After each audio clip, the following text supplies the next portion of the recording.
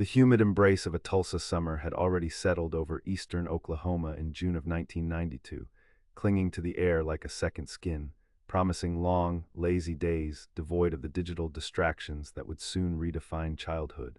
Life moved at a different pace then, marked by the crackle of AM radio, the rustle of newspaper pages, and the distant hum of lawnmowers.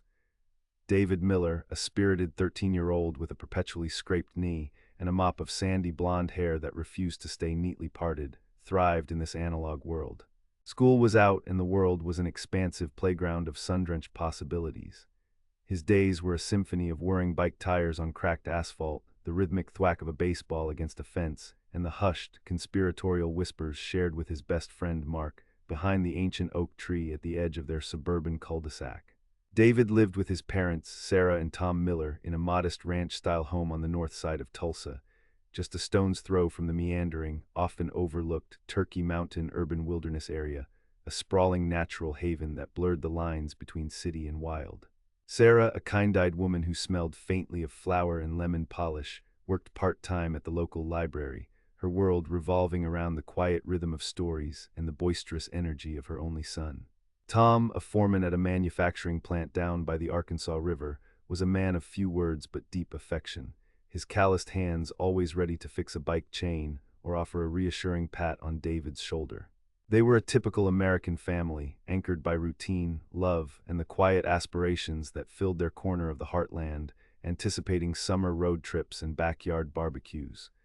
David was not a troublesome kid. He played Nintendo for hours, collected baseball cards with the fervent devotion of a young zealot, and occasionally pushed the boundaries of his curfew, but always with a sheepish grin that melted his mother's stern facade. His world was one of simple pleasures, catching fireflies in mason jars, perfecting his curveball, and exploring the dense, untamed thickets of Turkey Mountain, a place his parents had warned him about countless times. "Stick to the paved trails, David," Sarah would caution, her voice laced with the universal anxiety of a mother, "and be back before the streetlights come on." Saturday, June 13th, 1992, dawned bright and cloudless, promising another sweltering day.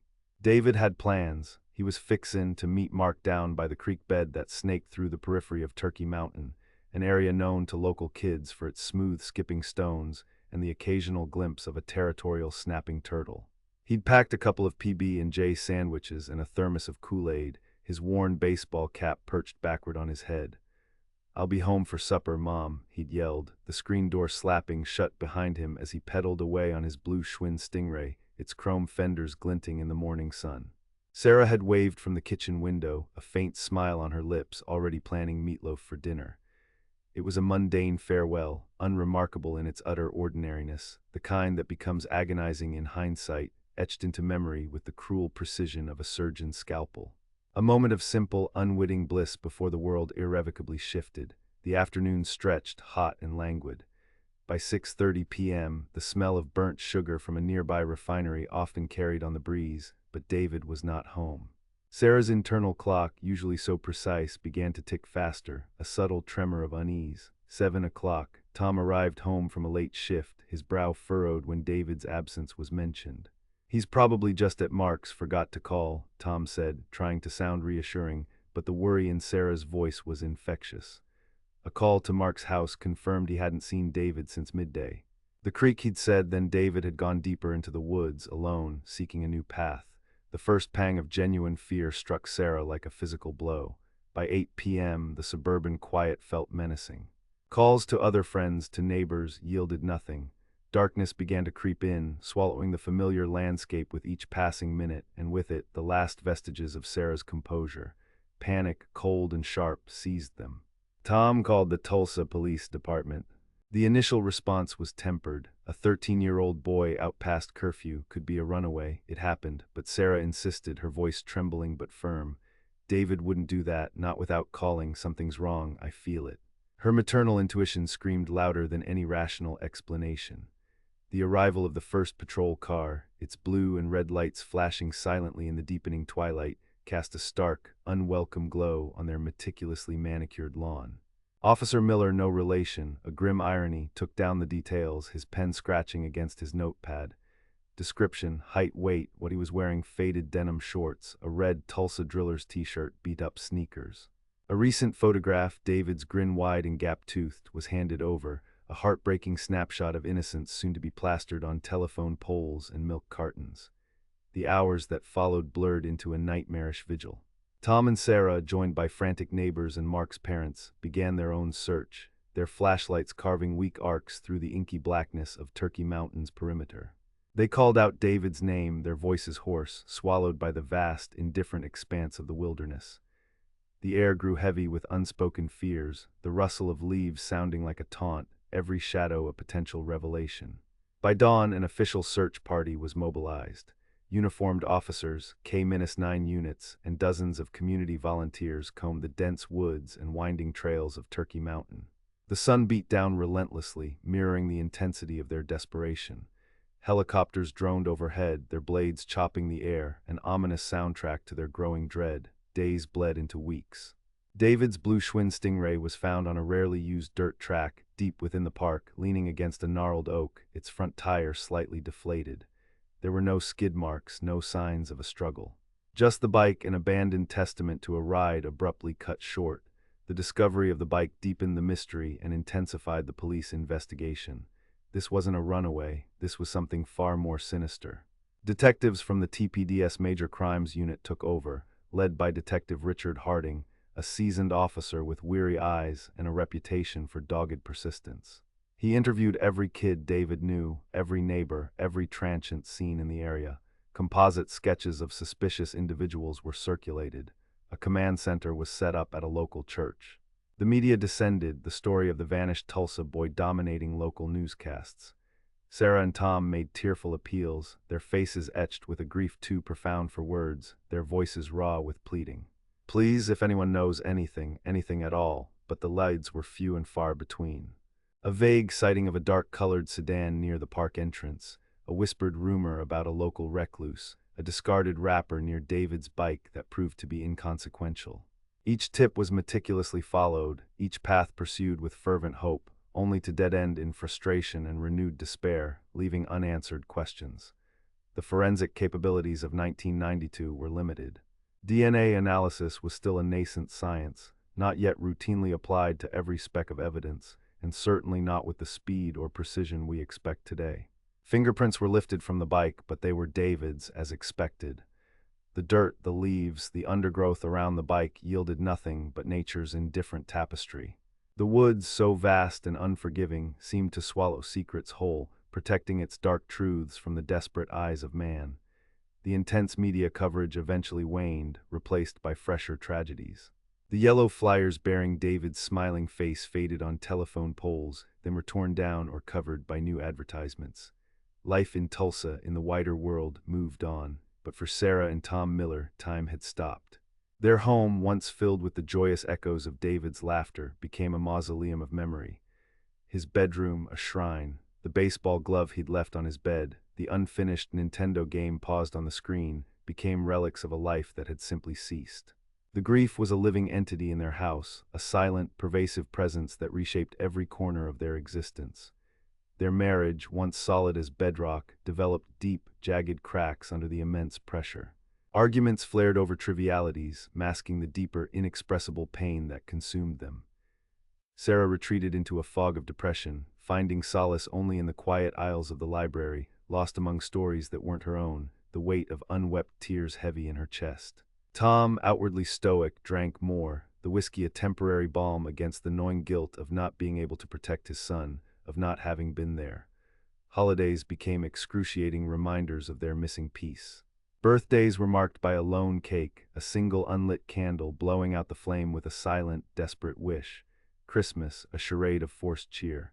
The community's initial outpouring of support dwindled, replaced by awkward silences and averted gazes, as if David's disappearance was a contagious sorrow. No one knew what to say anymore, and so they said nothing.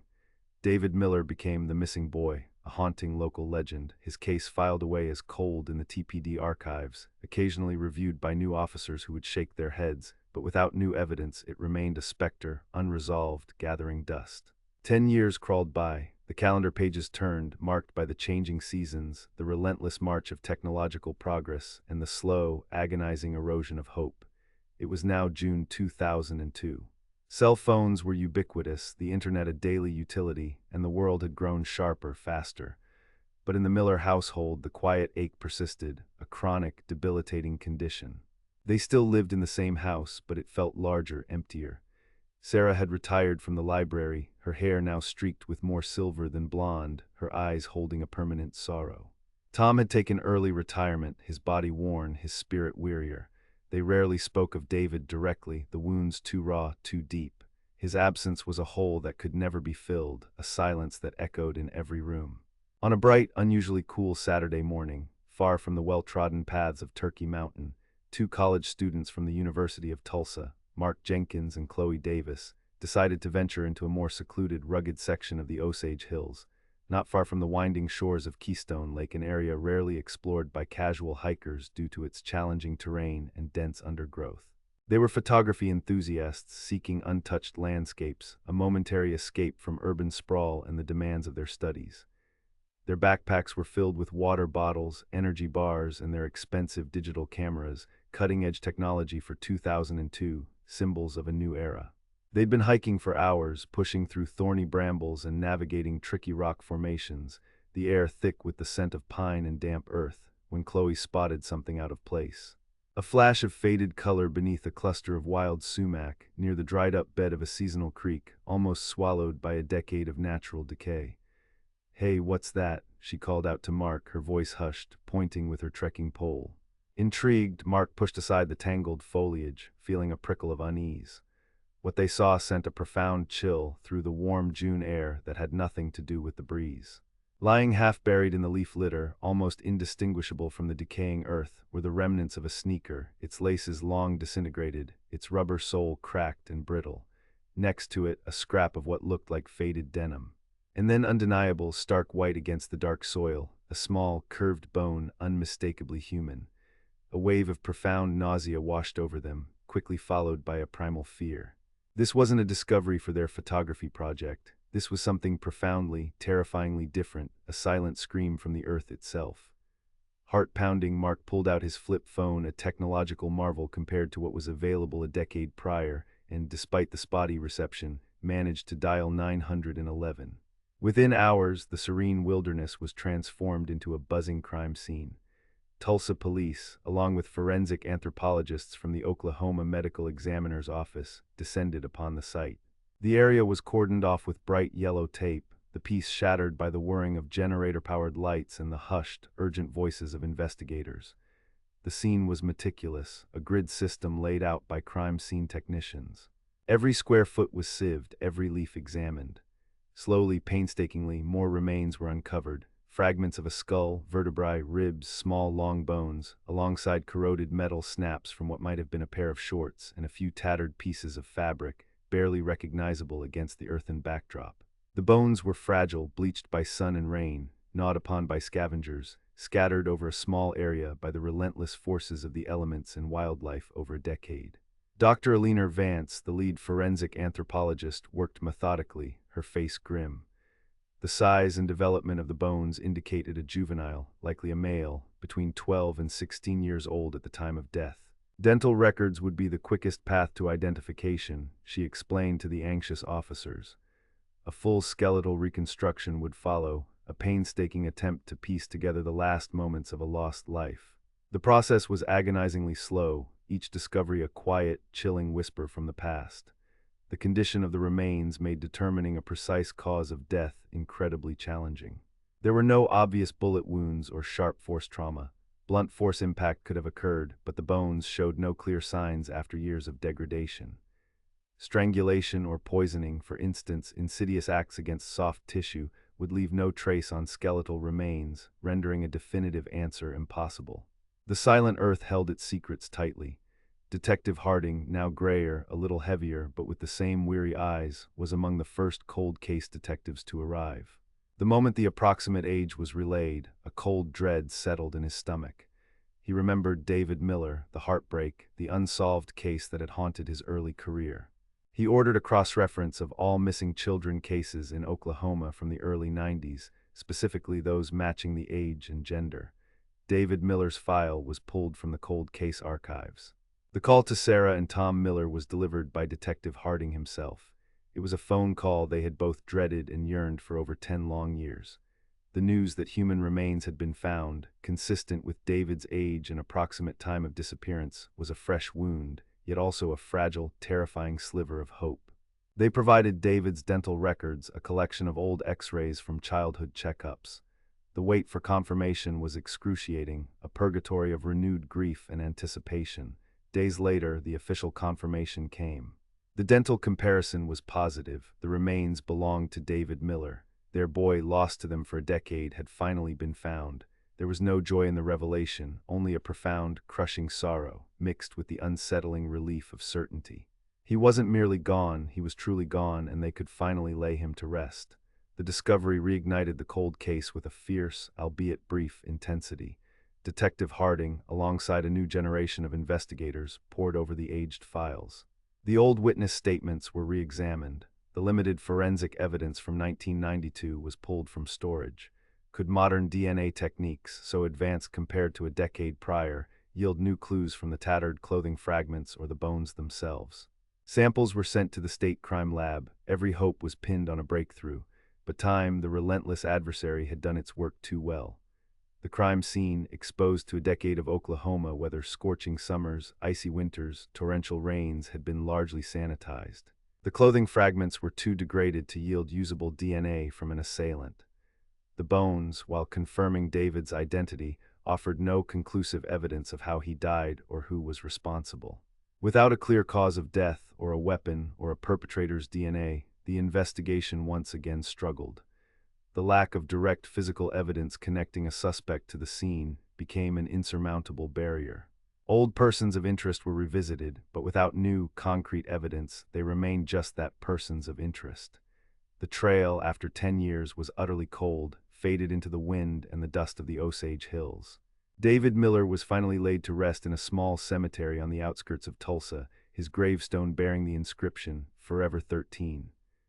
Sarah and Tom, their faces gaunt with years of sorrow, watched as the casket, a stark, polished mahogany box containing what little remained of their son, was lowered into the earth. They had a place to mourn now, a tangible point of remembrance, but the fundamental question remained, a bitter, echoing refrain. Why? Who? The truth, shrouded in the passage of time and the unforgiving wilderness, refused to reveal itself. The case of David Miller remains an open wound in the collective memory of Tulsa, a haunting reminder that some mysteries refuse to yield to time, technology, or tireless human effort. His story is a testament to the enduring pain of loss, the relentless pursuit of justice, and the somber reality that some answers, however desperately sought, may simply never come. The quiet hum of the Tulsa night still carries the unspoken questions, whispering through the trees of Turkey Mountain and the vast, silent expanse of the Osage Hills.